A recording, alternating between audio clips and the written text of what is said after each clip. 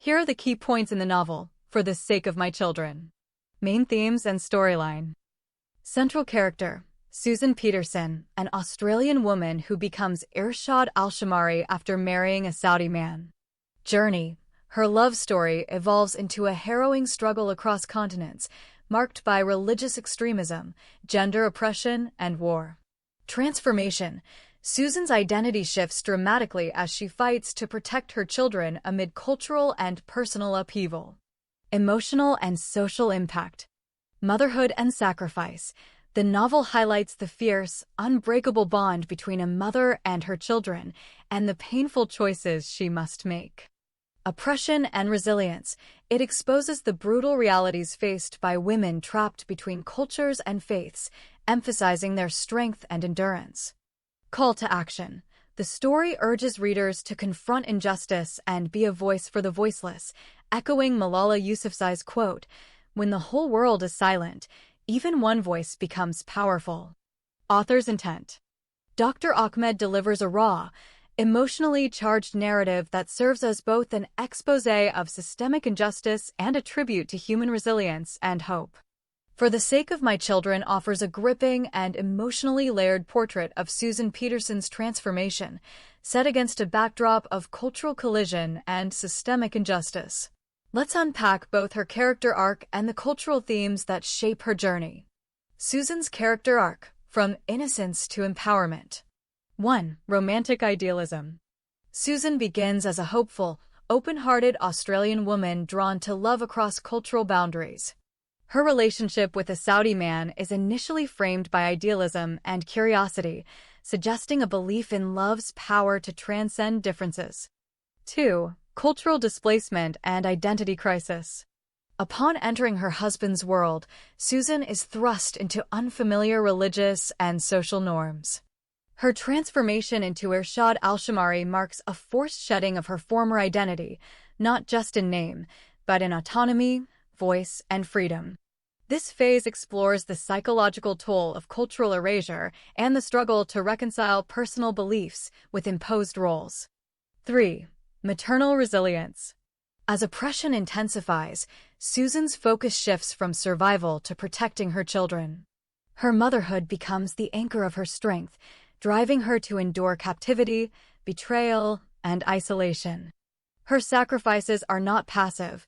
They reflect fierce agency in the face of systemic control.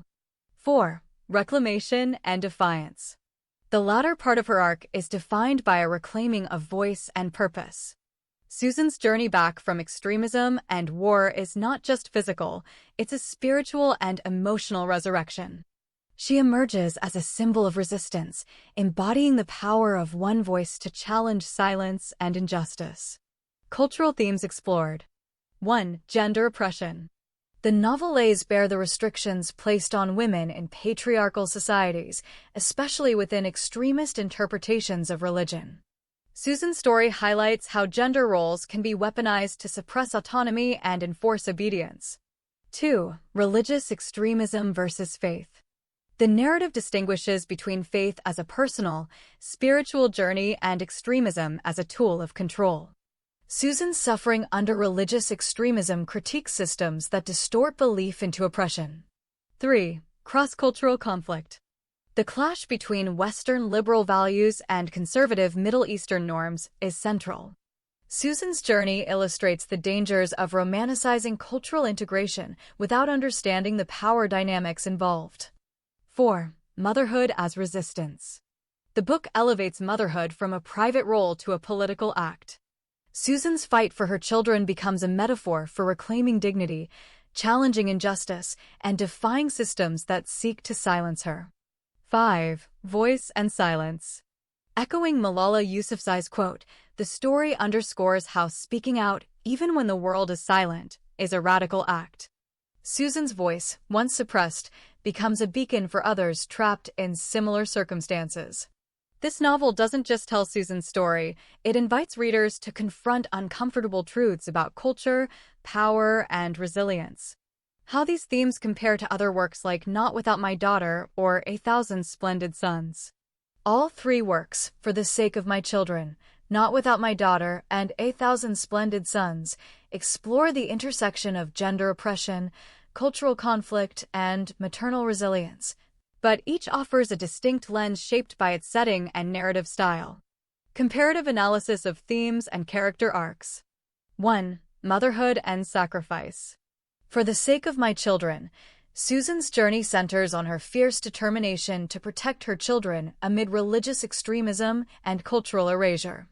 Not Without My Daughter, Betty Mahmoudi's memoir recounts her escape from Iran with her daughter, highlighting the emotional and physical toll of maternal protection.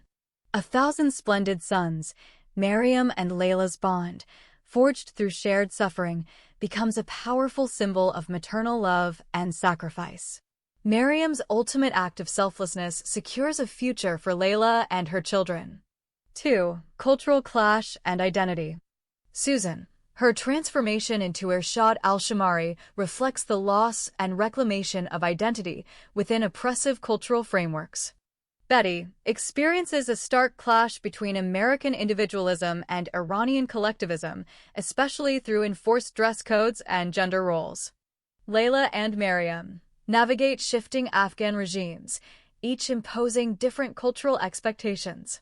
Their identities are shaped by survival rather than choice. 3. Gender oppression.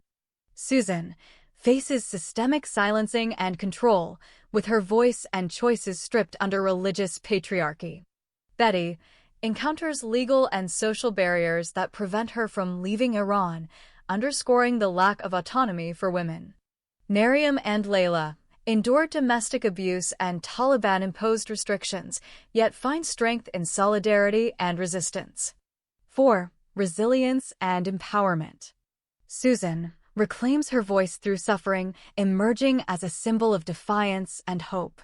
Betty evolves from dependence to empowerment, orchestrating a daring escape for her daughter.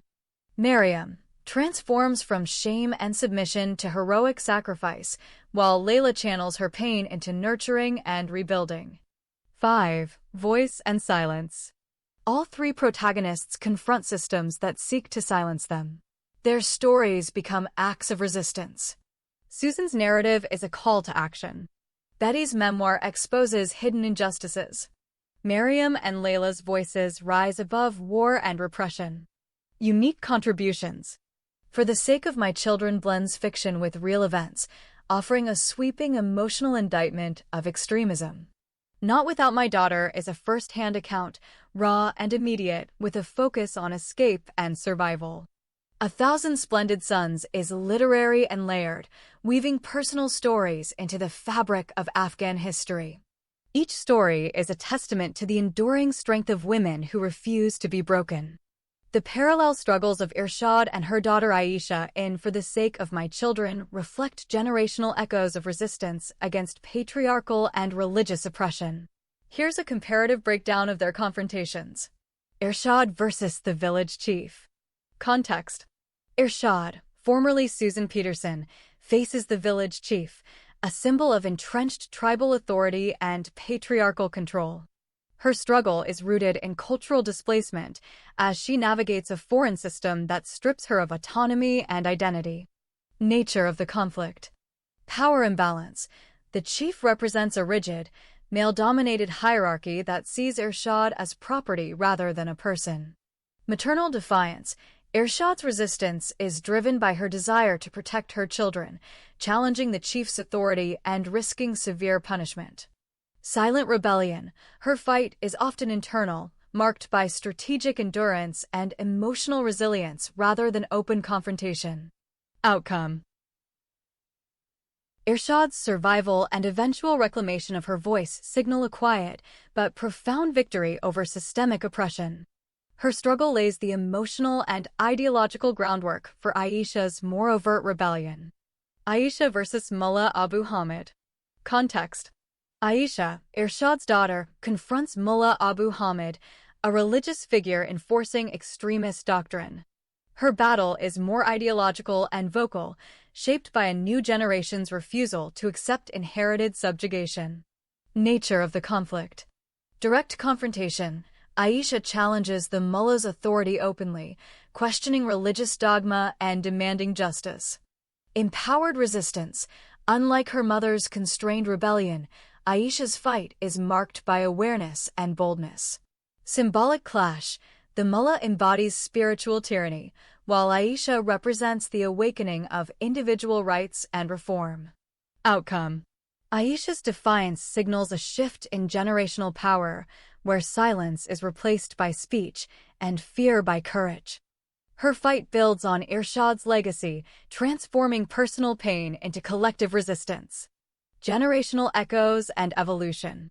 Aspect: Irshad versus Chief. Aisha versus Mullah Abu Hamid. Opponent: Tribal Patriarch. Religious Extremist. Style of Resistance. Strategic Endurance. Vocal Defiance. Motivation: Maternal Protection. Justice and Autonomy. Risk Level: Physical and Emotional. Ideological and Social. Outcome: Survival and Reclamation. Confrontation and Transformation. Together, these struggles illustrate a powerful arc, from survival to revolution, from silenced mother to outspoken daughter. The story of the child bride Aisha. Aisha's struggle against Mullah Abu Hamid in the novel is a harrowing yet empowering narrative of a young girl's defiance against religious tyranny and personal violation. Summary of Aisha's struggle. 1. Kidnapping and forced marriage. Aisha, still a child, is abducted and forced into marriage with Mullah Abu Hamid, a powerful religious figure who uses faith as a weapon of control.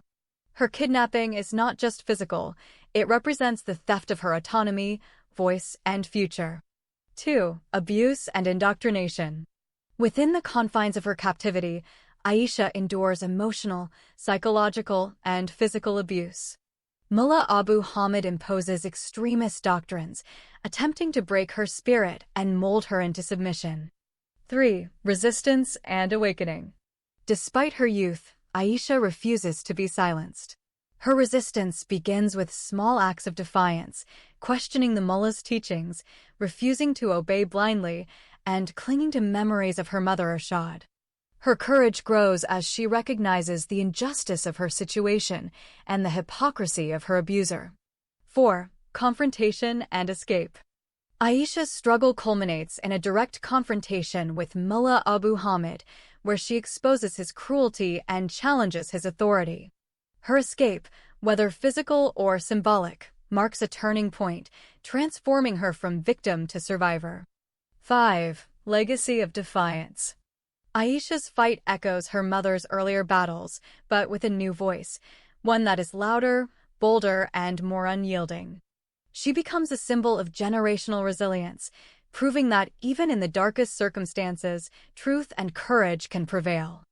Aisha's journey is not just a personal victory, it's a powerful indictment of systems that exploit the vulnerable under the guise of tradition and faith. Her story invites readers to confront uncomfortable truths and to champion the rights of those who are often silenced. Mullah Abu Hamid's decision to marry the child Aisha is driven by a toxic blend of religious extremism, patriarchal entitlement, and a desire for control. Motivations behind the marriage. 1. Religious justification. Abu Hamid uses acceptable interpretations of religious texts, the Quran and hadiths of the Prophet Muhammad, to legitimize child marriage. He presents the union as spiritually sanctioned, masking exploitation under the guise of piety. 2. Power and possession. Aisha's youth makes her vulnerable, and Abu Hamid sees her as a blank slate to mold. The marriage is less about companionship and more about domination, a way to assert control over her body, mind, and future. 3. Silencing dissent. Aisha, as the daughter of Irshad, a woman who defied patriarchal norms, represents a threat to Abu Hamid's authority. By marrying her, he attempts to silence a rising voice of resistance and reassert religious and social dominance. 4. Symbolic conquest. The union is a symbolic act of conquest, an effort to erase Irshad's legacy by subjugating her daughter. It reflects a generational attempt to crush defiance and reinforce systemic oppression. This marriage is not a union of love or faith, it's a calculated act of abuse cloaked in religious rhetoric. Aisha's eventual resistance exposes the hypocrisy and cruelty behind Abu Hamid's actions, turning his attempt at control into a catalyst for her empowerment. Aisha's violent confrontation with Mullah Abu Hamid is the explosive culmination of years of abuse, repression, and psychological torment. Her decision to strangle and bite him nearly to death is not impulsive, it's a desperate act of survival and justice. Why Aisha attacks Mullah Abu Hamid. 1. Child abuse. Aisha endures forced marriage, captivity, and repeated emotional and physical violations at the hands of Abu Hamid. Her trauma builds silently, and the attack becomes a visceral release of pent-up rage and pain. 2. Symbolic rebellion. The act of biting and strangling is primal, an assertion of agency from someone who has been treated as voiceless and powerless. It's not just self-defense, it's a symbolic rejection of everything Abu Hamid represents: religious tyranny, misogyny, and cruelty. 3. Protecting herself and others. Aisha realizes that Abu Hamid's control endangers not only her but others like her. Her attack is a radical act of liberation, a refusal to be a victim any longer. Who saves Mullah Abu Hamid? A village elder or religious ally intervenes, pulling Aisha away before she can finish the act. This figure doesn't save Abu Hamid out of compassion for Aisha, but to preserve the religious hierarchy and prevent scandal. The intervention underscores the system's priority, protecting abusers over victims. Aisha's near-lethal resistance is a turning point in the novel, a moment where silence erupts into fury, and a child bride becomes a force of reckoning. Aisha's near-fatal attack on Mullah Abu Hamid is a seismic moment in the novel, dramatically shifting the power dynamics and catalyzing her psychological transformation. Power dynamics, from captive to challenger. 1. Collapse of fear-based control. Until this moment, Abu Hamid maintains dominance through fear, religious manipulation, and physical abuse. Aisha's violent retaliation shatters that illusion. She proves that even the most oppressed can strike back, destabilizing his authority. 2. Reversal of roles. Abu Hamid, once the predator, becomes the prey. His near-death experience exposes his vulnerability and undermines his image as a spiritual enforcer. Aisha, previously seen as powerless, now commands attention and fear even from those who once dismissed her. 3. Ripple effect in the community. The attack sends shockwaves through the Mujahideen's camp's patriarchal structure. It forces others to confront the reality of abuse and the possibility of resistance. While some may rush to protect Abu Hamid to preserve tradition, others begin to question the legitimacy of his rule. How does the child bride Aisha respond when the Afghan women inform her she has been married to Mullah Abu Hamid? When Aisha, who is just over 10 years old, is informed by the Afghan women that she has been married to Mullah Abu Hamid, her reaction is one of anger, disbelief, and resistance. She immediately rejects the idea, telling the women that no one has the right to marry her until she is 18 and can choose her own husband. The older women mock her objections, telling her that all of them were married before the age of 10 and that her desire to choose her own partner is just a foolish dream. Despite their ridicule, Aisha remains defiant and internally resolves not to let the old man touch her, even deciding in her heart that she would kill him if he tried to rape her. This sets the stage for her later physical resistance against Mullah Abu Hamid when he attempts to consummate the marriage. Aisha's resilience is triggered by a combination of internal strength, the memory of her mother's love and values, and the injustice she experiences at the hands of her abusers. Here's how the novel depicts the emergence of her resilience. 1. Sense of injustice and betrayal. When Aisha is informed by the Afghan women that she has been married off to Mullah Abu Hamid, she reacts with anger and disbelief. She immediately rejects the legitimacy of the marriage, insisting that no one has the right to marry her off before she is 18 or without her consent. The old women mock her, but Aisha's refusal to accept their authority is the first spark of her resistance. 2. Inherited strength and maternal influence. Aisha's mother, Ershad, is portrayed throughout the novel as fiercely protective and morally courageous, even when powerless. Aisha draws on memories of her mother's teachings about autonomy, dignity, and the right to choose her own future. This internalized sense of self-worth and justice becomes a wellspring of resilience when she faces abuse. 3. Immediate threat and survival instinct. When Mullah Abu Hamid attempts to consummate the forced marriage, Aisha's survival instinct kicks in. Despite being only 10 years old, she physically fights back, attempting to strangle him and biting him with all her strength. This act of physical resistance is both a desperate defense and a declaration that she will not submit quietly to abuse. 4. Refusal to internalize shame. Even after being overpowered and losing consciousness, Aisha does not internalize the shame or guilt that her abusers try to impose on her.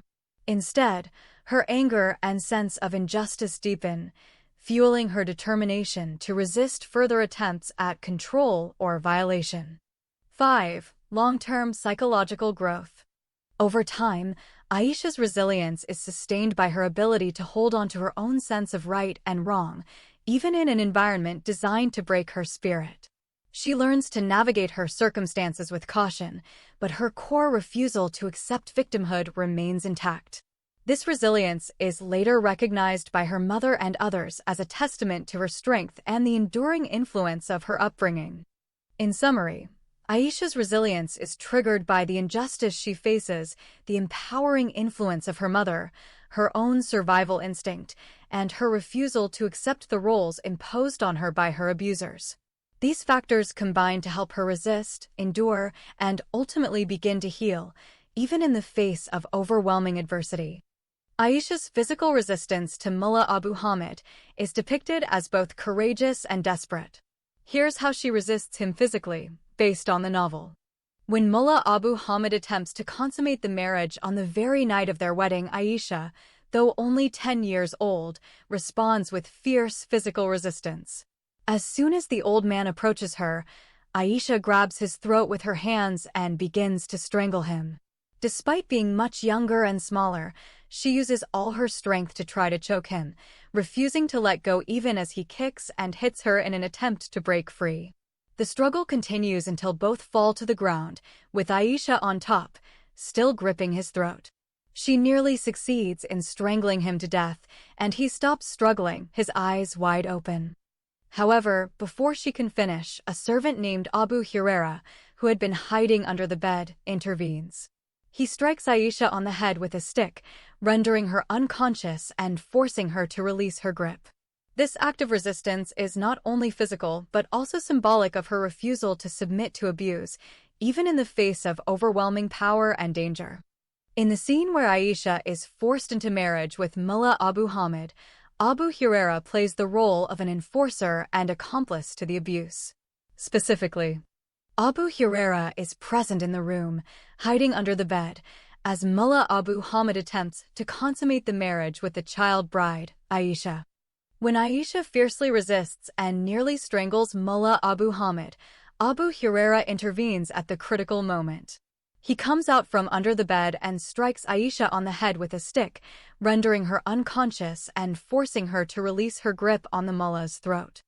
After Aisha loses consciousness, Abu Huraira continues to assist Mullah Abu Hamid. He helps restrain Aisha by tying her hands and legs, ensuring she cannot resist further. He also brings in the maid, Barira, at the mullah's request, and follows the mullah's instructions to undress and bind Aisha before she is revived. Abu Huraira's role is that of a loyal servant and enforcer, ensuring that Mullah Abu Hamid can carry out his abuse and maintain control over Aisha, despite her resistance.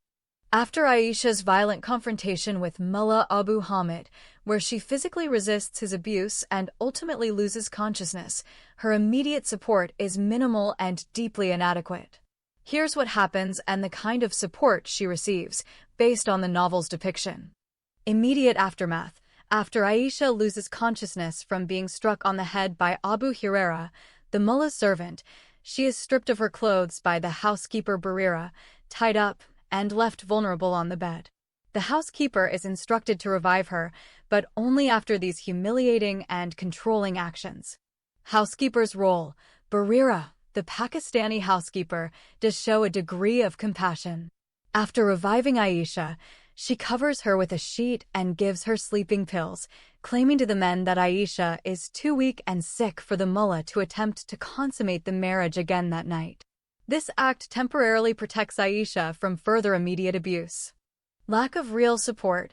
The support Aisha receives is not genuine care or rescue, but rather a brief reprieve from further violence, thanks to the housekeeper's intervention. The environment remains hostile, and Aisha is still at the mercy of her abuser and his household. Long-term impact. Aisha's ordeal leaves her physically and psychologically traumatized. She is isolated, denied agency, and subjected to ongoing abuse and neglect. The narrative emphasizes that any help she receives is circumstantial and does not address her underlying suffering or provide a path to safety or healing. Summary. Aisha's support after her confrontation is limited to a temporary reprieve orchestrated by the housekeeper, who acts out of pity rather than empowerment. The broader environment remains abusive, and Aisha continues to endure trauma and isolation, with no meaningful support system to help her recover or escape. Aisha's resilience is triggered by a combination of internal strength, the memory of her mother's love and values, and the injustice she experiences at the hands of her abusers. Here's how the novel depicts the emergence of her resilience. 1. Sense of injustice and betrayal.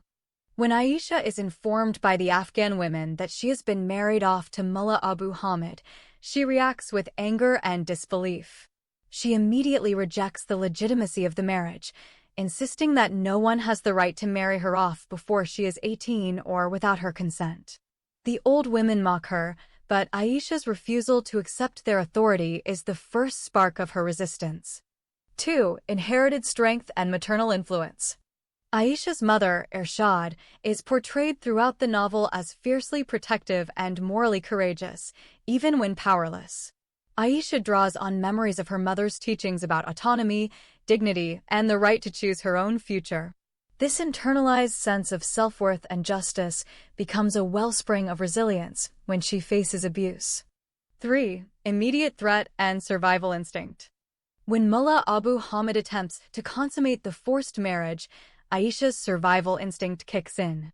Despite being only 10 years old, she physically fights back, attempting to strangle him and biting him with all her strength.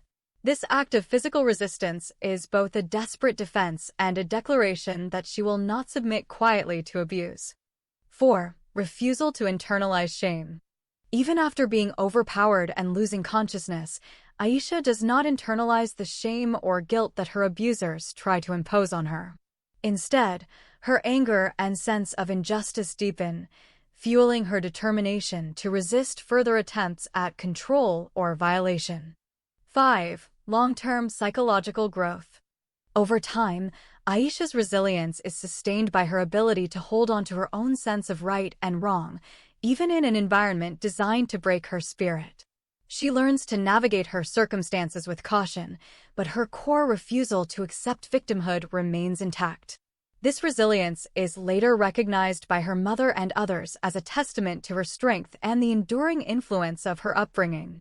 In summary, Aisha's resilience is triggered by the injustice she faces, the empowering influence of her mother, her own survival instinct, and her refusal to accept the roles imposed on her by her abusers. These factors combine to help her resist, endure, and ultimately begin to heal, even in the face of overwhelming adversity. Here are direct quotes from the novel that illustrate Aisha's psychological state and Ershad's response to her suffering. Aisha's psychological state. After being informed of her forced marriage, Aisha's reaction is described as follows. Aisha got angry and told them that no one has the right to marry her until she is 18 years old, and she must choose who she wants to marry. The old women mocked the child Aisha and told her that each of them got married before she was 10 years old. Therefore, these old Afghani women laughed at her objection. They also considered that her desire to fall in love and choose her own life partner in Afghanistan was just a daydream of a foolish little girl like herself. During the attempted consummation, Aisha's resistance is described. As soon as he was within her reach, her hands caught his throat. Although she is only a 10-year-old girl, Aisha has the body of a 14-year-old girl and extraordinarily strong hands. The old man struggled to free his throat, but his efforts were in vain. Aisha continued to grip the old goat's throat. He started kicking and hitting her body, but she would not let go of his throat. The struggle continued until they both fell to the ground inside the tent. The old man fell, and she was on top of him. His struggle stopped and his eyes became wide open. Aisha needed a few minutes to turn the old man into a dead body under her body, but suddenly a violent blow fell on her head. It was such a strong blow that it rendered her unconscious. After regaining consciousness, Aisha's trauma and confusion are evident. When she woke up the next morning, the child bride, Aisha, thought she had had a bad nightmare. Then she remembered her struggling and suffering with the dirty old man who tried to rape her twice. When she looked around the tent, she knew this was a real horror. She remembered that the old man made a second attempt to rape her, but she bit his lips. Aisha also remembered that it was a very painful bite and he died or got sick. In either case, he might have been hospitalized or buried in a grave. She wished the second possibility had happened to him. After that, she felt very hungry and thirsty. Aisha knew that she had not eaten or drunk anything since she learned through the old Afghan women that she had become the fourth wife of the old mullah, Sheikh Muhammad Abu Hamid, whom she looked up to as a father and guardian for her and her siblings. Irshad's response to Aisha's suffering. When Irshad learns of her daughter's fate. The heartbreaking and unbelievable news of her daughter being kidnapped and raped by her caretaker has turned the Australian mother into a madwoman. Therefore, she became so angry and determined to kill the kidnapper and abuser of her innocent child, Aisha. Her righteous anger against the rapist of her minor daughter, the devil Muhammad Abu Hamid, prompted her to attack him in front of the Grand Prince and other mujahideen. Her anger doubled when she learned that he had married her 10-year-old daughter when he was a 70-year-old geezer. She grabbed his long beard and started hitting and kicking him with all her might. She described him as a kidnapper, rapist, and child molester. On Irshad's emotional state and advocacy. Despite this, the angry white woman continued to fight back, calling the abuser of her child bad names and accusing him of not being a good Muslim. She also accused the other senior mullah of being a bad religious leader because he ruled that she could not have her underage daughter Aisha because she had already become a legitimate Muslim wife to her Muslim husband, Mullah Muhammad Abu Hamid. And he tasted her honey, and she tasted his sweetness. Then the brave foreign mother, Irshad, threatened to kill the senior mullah and the despicable Mullah Abu Hamid if they did not allow her to return her minor daughter to her custody. On Irshad's support and healing efforts. Once Aisha is finally freed, Irshad's focus shifts to helping her daughter heal. She provides emotional support, reassurance, and unconditional love, working to rebuild trust and restore Aisha's sense of safety. Irshad also seeks practical help, medical care, education, and a safe environment for Aisha, understanding that recovery from such trauma requires both time and tangible support. Aisha's trauma after her forced marriage and abuse by Mullah Abu Hamid has a profound and lasting impact on her relationships, both with herself and those around her. Here's how her psychological state and trauma affect her connections, based on the novel. 1. Emotional withdrawal and isolation. Detachment from loved ones. Aisha's repeated exposure to violence and betrayal leads her to emotional withdrawal, even from those she loves. She becomes distant and struggles to trust, making it difficult to form or maintain close bonds. Loss of intimacy. The trauma she endures, especially sexual violence and humiliation, destroys her sense of safety and intimacy. Her ability to connect with others is deeply damaged. 2. Relationship with her mother, Irshad. Overwhelming protective instinct. Aisha's trauma intensifies her mother's attachment and guilt. Irshad's love for her daughter becomes her primary reason for survival, but it also leads to anxiety, overprotection, and guilt. She fears for Aisha's safety constantly and is haunted by the idea of failing to protect her from harm. Guilt and self-blame. Irshad blames herself for the suffering her daughter endures, believing her choices led Aisha into danger. This guilt sometimes creates emotional distance, as she feels unworthy or powerless as a mother. 3. Relationships with abusers. Fear and compliance. Trauma conditions Aisha to comply with her abuser's demands to avoid further violence. She suppresses her own needs and desires, leading to a loss of agency in her relationships with men like Mullah Abu Hamid. Resentment and anger. Over time, her suffering transforms into resentment and anger toward her abusers. This fuels her eventual resistance and desire to escape, but it also makes reconciliation or forgiveness impossible. 4. Trust and support networks. Difficulty trusting others. Aisha's repeated betrayals and lack of support make it hard for her to trust new people. Even when she finds allies, it takes time for her to open up and accept help. Reliance on shared experience. She is most able to connect with others who have endured similar trauma. Shared suffering becomes a foundation for mutual support and understanding. 5. Transformation into advocacy. Empathy for other victims. Aisha's trauma deepens her empathy for other women and children. While it initially isolates her, over time it motivates her to become an advocate, using her story to support and empower others. Activism is healing. By helping others and speaking out, Aisha and her mother begin to reclaim a sense of agency and rebuild healthier relationships based on solidarity and shared purpose. Summary table. Aspect. Impact on relationships. Emotional withdrawal. Difficulty trusting, forming close bonds. Maternal relationship. Intensified guilt, overprotection, emotional distance. With abusers. Compliance, resentment, inability to forgive. Support networks. Trust issues, bonds with fellow survivors. Advocacy. Empathy, activism, rebuilding through shared purpose. In essence, Aisha's trauma leads to isolation, mistrust, and emotional distance, but over time, it also becomes a catalyst for empathy, advocacy, and the rebuilding of meaningful connections, especially with her mother and other survivors. Aisha's psychological state. Evolution after trauma. 1. Immediate psychological impact. After the violent confrontation with Mullah Abu Hamid, Aisha is left physically and emotionally shattered. She experiences intense fear, helplessness, and a sense of betrayal, not only by her abuser but by the adults and community who should have protected her. The trauma of being forcibly married, physically assaulted, and then tied up and left vulnerable leaves her with deep psychological scars. She feels isolated, powerless, and stripped of agency. 2. Ongoing trauma and withdrawal. In the days and weeks that follow, Aisha's psychological state is marked by withdrawal and emotional numbness. She struggles to trust anyone, including those who show her kindness, and becomes wary of adults in general. She may experience symptoms consistent with post-traumatic stress, nightmares, flashbacks, anxiety, and difficulty sleeping.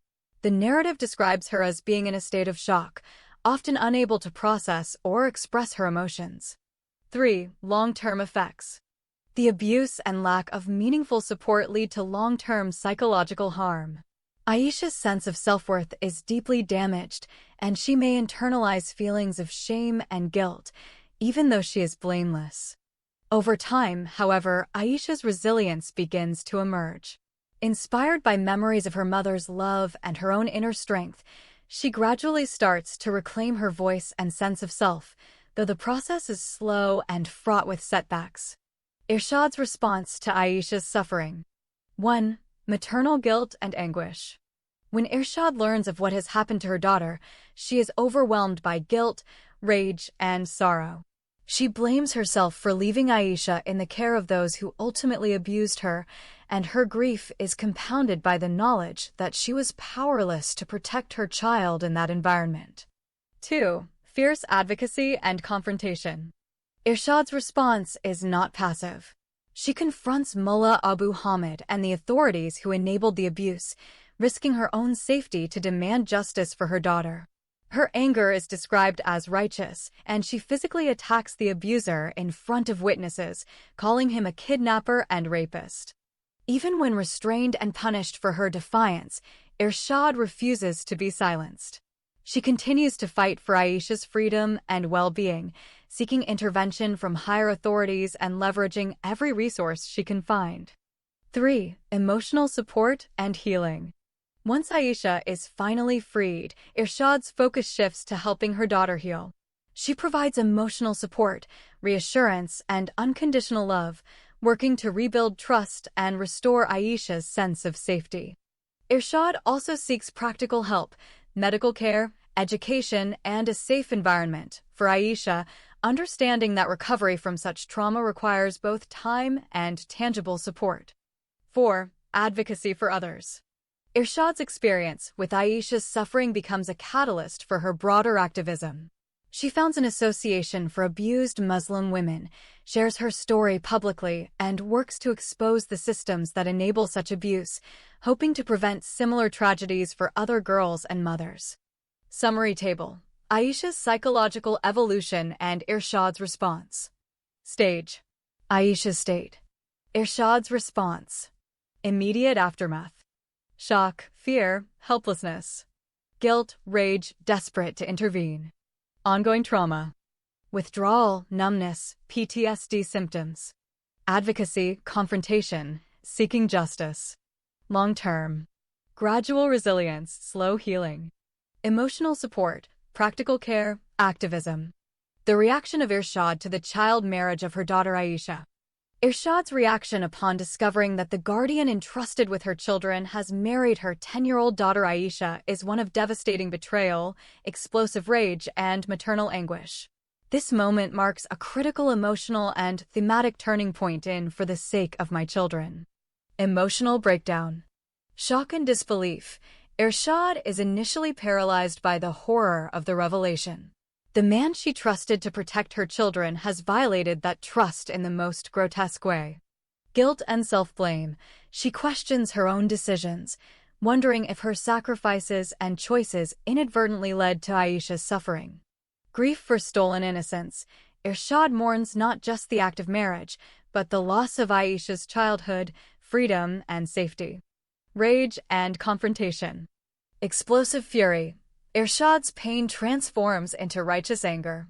Her maternal instinct ignites a fierce desire for justice. Confrontation with the guardian.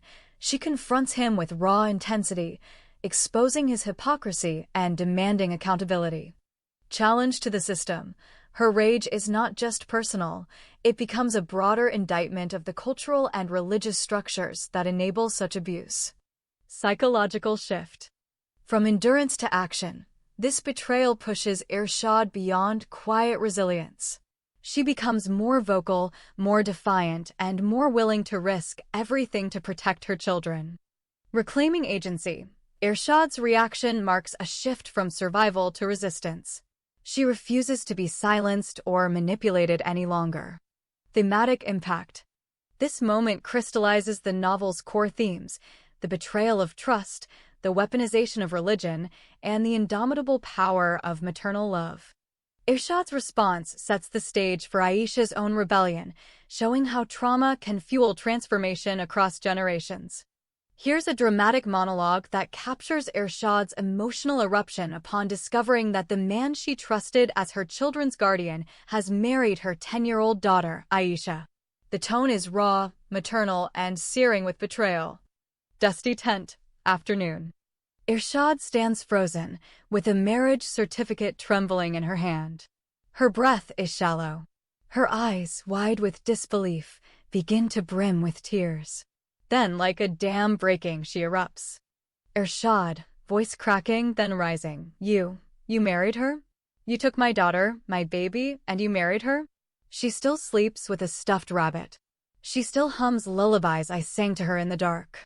And you wrapped her in a veil and called it holy? She throws the marriage certificate to the ground, her voice rising with fury. I trusted you. I gave you my children when I had nothing else to give. I begged the world to protect them, and the world gave them you. A man cloaked in scripture, hiding behind God's name like a coward hides behind a shield. She steps forward, trembling with rage. You didn't marry her. You stole her. You stole her laughter, her innocence, her right to choose. And you dare call it divine? No. This isn't faith. This is theft. This is violence. And I will not be silent. She clutches her chest, her voice breaking. Do you know what it feels like to hear your child cry and not be able to reach her? To know that every scream she makes echoes in a place you can't enter. I carried her in my body. I bled for her. And now she bleeds for me. She steadies herself, her voice low and cold. You may have taken her body, but you will never own her soul. And you will never again know peace. Because I am coming for her. And I am not afraid of men like you anymore. This monologue captures Irshad's transformation from grief-stricken mother to a force of reckoning. Irshad's punishment by the village elders for confronting the abuser and kidnapper of her daughter, Aisha, is a brutal reflection of the patriarchal and authoritarian system she's trapped in. Her defiance, especially as a woman challenging religious and tribal authority, is seen not as justice, but as rebellion. Forms of punishment imposed on Irshad. 1. Public shaming. Irshad is dragged before the community and labeled dishonorable, accused of violating religious and cultural norms. Her reputation is smeared, and she's portrayed as a corrupting influence, especially dangerous because she's educated and outspoken. 2. Physical reprisal. She may be beaten or confined, not just to punish her but to serve as a warning to other women. The violence is framed as discipline, reinforcing the elders' control over female behavior. 3. Social isolation. Irshad is ostracized, barred from communal spaces, denied support, and treated as an outcast. Her children may be threatened with separation, deepening her emotional torment. 4. Spiritual condemnation. The elders invoke religious rhetoric to justify their actions, declaring Irshad sinful or possessed. This spiritual condemnation is designed to silence her voice and sever her influence. Emotional and thematic impact. Irshad's punishment is not just physical, it's symbolic. It represents the system's attempt to crush dissent and erase resistance. Yet, her suffering becomes a crucible for transformation. It fuels Aisha's rebellion and exposes the hypocrisy of the elders. The punishment backfires. Instead of silencing Irshad, it amplifies her legacy. This moment underscores the novel's central theme, that resistance comes at a cost, but silence costs even more. Irshad's legacy as a woman who defies religious extremism, patriarchal control, and cultural silencing to protect her children resonates deeply with the journeys of several contemporary female leaders. Though fictional, her impact mirrors real-world figures who have turned personal trauma into public transformation. Comparative legacy, Irshad and contemporary female leaders. Leader. Background. Parallel to Irshad. Malala Yousafzai survived a Taliban assassination attempt for advocating girls' education in Pakistan. Both defy religious extremism and reclaim voice through maternal and generational courage. Lema Bowie led a women's peace movement that helped end Liberia's civil war. Like Irshad, she mobilized female resilience against male-dominated violence and political chaos.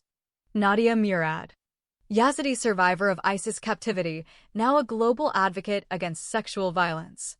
Irshad's fight for her daughter echoes Nadia's mission to protect and empower survivors of religious and gender-based abuse. Tarana Burke, founder of the #MeToo movement, amplifying voices of marginalized women. Irshad's story reflects the power of speaking out against systemic abuse, even when the system tries to silence you. Michelle Obama, advocates for girls' education, empowerment, and breaking cultural barriers. Irshad's maternal strength and advocacy for her daughter's future align with Michelle's emphasis on nurturing leadership and voice in young women. Shared themes of legacy. 1. Voice as resistance. Irshad's legacy is built on reclaiming her voice after being silenced, just like these leaders who turned personal pain into public advocacy. 2. Maternal power. Her fight is rooted in motherhood, echoing how many female leaders channel maternal instincts into broader social change. 3. Defiance of patriarchy. Irshad challenges religious and tribal systems that seek to control women, mirroring how these leaders confront political, cultural, and institutional patriarchy. 4. Generational impact. Irshad's legacy lives on through Aisha, just as Malala, Nadia, and others inspire younger generations to rise. Irshad's fictional legacy, real-world relevance. Though Irshad is a fictional character, her story is emotionally and thematically grounded in reality. She represents countless women whose names we may never know, those who resist quietly, fiercely, and at great personal cost. Her legacy is a call to action, much like the movements and voices led by today's female changemakers. Mullah Abu Hamid justifies his marriage to Aisha, Irshad's 10-year-old daughter, by cloaking his actions in religious texts, patriarchal entitlement, and cultural manipulation. His justification is not rooted in morality or compassion, but in the strategic use of power and doctrine to mask abuse. His justifications and underlying motives. 1. Religious claims. Abu Hamid invokes interpretations of religious texts to claim that child marriage is permissible or even virtuous. He frames the marriage as a spiritual duty or divine protection, using scripture as a shield to legitimize exploitation. 2. Guardianship as ownership. As Aisha's appointed guardian, he twists his role into one of possession rather than protection. He argues that marrying her ensures her safety and honor, ignoring the inherent violence and betrayal of trust. 3. Cultural justification. Abu Hamid leans on traditional norms, asserting that such marriages are customary or accepted in Islamic communities. He uses the weight of precedent to silence dissent, suggesting that questioning him is akin to questioning heritage or faith. 4. Silencing the mother. He accuses Irshad of being westernized, rebellious, or unfit, painting her as morally compromised to justify taking control of her daughter. By discrediting Irshad, he attempts to erase her maternal authority and moral standing. The hypocrisy exposed.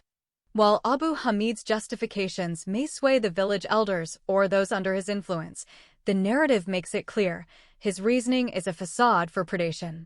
His actions are not about faith, they're about power, control, and the systemic silencing of women. Aisha's eventual rebellion and Irshad's confrontation expose the hollowness of his claims, turning his justifications into evidence of his corruption. Mullah Abu Hamid's justification for marrying Aisha mirrors real-world cases where child marriage is defended through distorted religious and cultural norms. The novel critiques this misuse of religion by exposing its devastating impact on women and children, and by highlighting the courage it takes to resist such systems. Real-world parallels. Religion used to justify child marriage. Recent studies show that religious beliefs are among the strongest drivers of child marriage, especially in regions where faith leaders hold significant social power. Faith-based norms often promote early marriage as a way to preserve family honor, prevent premarital sex, or fulfill religious obligations. In countries like Saudi Arabia, Iraq, Iran, Afghanistan, Sudan, and Somalia, surveys reveal that Islamic communities often view child marriage as acceptable or even virtuous, especially when tied to gender roles and purity. Guardianship and protection rhetoric, similar to Abu Hamid's claims, is frequently used to justify marrying off girls in conflict zones or impoverished areas, where marriage is seen as a shield against sexual violence. These justifications persist despite international laws and human rights frameworks that define child marriage as a violation of consent and dignity. How the novel critiques religious patriarchy. 1. Exposing hypocrisy. Abu Hamid's character is a direct critique of religious figures who manipulate doctrine for personal gain. His actions reveal how religion can be weaponized to mask abuse and silence dissent. 2. Irshad's defiance. Irshad challenges the religious and tribal systems that enabled her daughter's exploitation. Her punishment by the elders underscores how patriarchal control is enforced through spiritual condemnation, not just physical violence. 3. Aisha's rebellion. Aisha's resistance is a rejection of the religious authority that claimed ownership over her. Her defiance symbolizes the reclamation of faith as personal and liberating, rather than oppressive. 4. Narrative as protest. The novel itself functions as a form of resistance literature, using storytelling to expose systemic injustice and amplify silenced voices. It critiques the religion of Islam itself, the institutional misuse of faith to uphold patriarchal dominance. Broader implications. By paralleling real-world cases, For the Sake of My Children invites readers to question how cultural and religious systems can be manipulated to justify harm. It calls for critical engagement with tradition and for empowering voices, like Irshad and Aisha's, that challenge injustice from within. The child abuse of Irshad's other 6 children by Mullah Abu Hamid in the novel is a chilling extension of his control and cruelty. While Aisha's forced marriage is the most overt violation, the other children suffer through a spectrum of psychological, emotional, and ideological abuse designed to erase Irshad's influence and mold them into submissive followers. Forms of abuse inflicted on the children. 1. Religious indoctrination. Abu Hamid imposes rigid, extremist teachings on the children, replacing Irshad's nurturing guidance with fear-based dogma. He punishes curiosity and critical thinking, forcing them to memorize scripture while denying them access to broader education. 2. Emotional manipulation. He pits the children against each other, rewarding obedience and punishing dissent. Love becomes conditionally granted when they conform to his ideology, creating deep emotional confusion and dependency. 3. Isolation from Irshad's legacy. Abu Hamid erases all traces of their mother's influence, her stories, her values, her language. He forbids them from speaking of her, framing her as sinful or corrupted, severing their emotional bond. 4. Physical discipline. While not always overtly violent, he uses harsh corporal punishment to enforce obedience. The children live in constant fear of transgression, internalizing shame and guilt. 5. Gender-based control. The girls are taught submission and silence. The boys are groomed to become enforcers of the same patriarchal system. This creates a cycle of internalized oppression, where even siblings may begin to mirror Abu Hamid's beliefs. Psychological impact. The children suffer identity fragmentation, torn between the memory of their mother and the reality of their captor. Some may begin to resist quietly, while others succumb to indoctrination, setting up complex sibling dynamics and emotional trauma. Narrative purpose. The abuse of the 6 children deepens the novel's critique of patriarchal and religious tyranny. It shows that control isn't just physical, it's psychological and generational. Irshad's fight becomes not just about rescuing Aisha, but about reclaiming all her children from a system designed to erase her. Individual responses to the abuse and control of the guardian Abu Hamid. 1. Aisha, age 10, the rebel. Experience: forced into marriage, subjected to direct abuse. Response: fierce resistance, culminating in physical defiance and ideological rejection. Role: becomes the emotional epicenter of the family's rebellion. 2. Abu Bakr, age 9, the enforcer. Experience: groomed by Abu Hamid to adopt patriarchal authority. Response: initially aligns with the mullah, enforcing rules on younger siblings. Arc: gradual awakening as he witnesses Aisha's suffering, torn between loyalty and guilt. 3. Salama, age 8, the silent observer. Experience: emotionally manipulated, taught submission. Response: withdrawn and compliant on the surface, but internally questioning. Arc: begins to journal her thoughts, hinting at future resistance through storytelling. 4. Omar, age 7, the conflicted. Experience: too young to fully grasp the abuse, but senses danger. Response: seeks comfort in older siblings, especially Aisha. Arc: his innocence becomes a catalyst for Khadija's protective instincts. 5. Fatima, age 5, the mimic. Experience absorbs Abu Hamid's teachings without understanding. Response repeats religious phrases and rules, mimicking authority. Ark begins to question when she sees Aisha cry. Her empathy slowly overrides indoctrination. 6. Osman, age 4, the lost voice. Experience suffers neglect and fear, often left alone. Response stops speaking for a time, communicating only through drawings. Ark, his art becomes a silent testimony to the household's trauma. 7. Khadija, age 3, the unaware. Experience too young to understand, but absorbs emotional tension. Response clings to Irshad's memory, often repeating her name. Ark, her innocence becomes a symbol of what's at stake. Sibling dynamics under abuse. Fragmentation. Abu Hamid's tactics divide the siblings. Older ones are weaponized against younger ones. Trust erodes. Aisha's rebellion creates tension with Osman, who initially sees her as defiant rather than brave. Hidden alliances. Salama and Omar form a quiet bond, protecting each other emotionally. Fatima and Khadija gravitate toward Aisha, sensing her strength even if they don't understand it. Cycles of guilt and awakening. Osman's eventual remorse leads to a pivotal moment where he defends Aisha, breaking the cycle of complicity. Salama's writings become a record of truth, helping the siblings reconnect with Irshad's legacy. This layered response to abuse shows how trauma doesn't affect children uniformly. It fractures, reshapes, and sometimes forges resilience. Reunion of mother and daughter after many years of separation.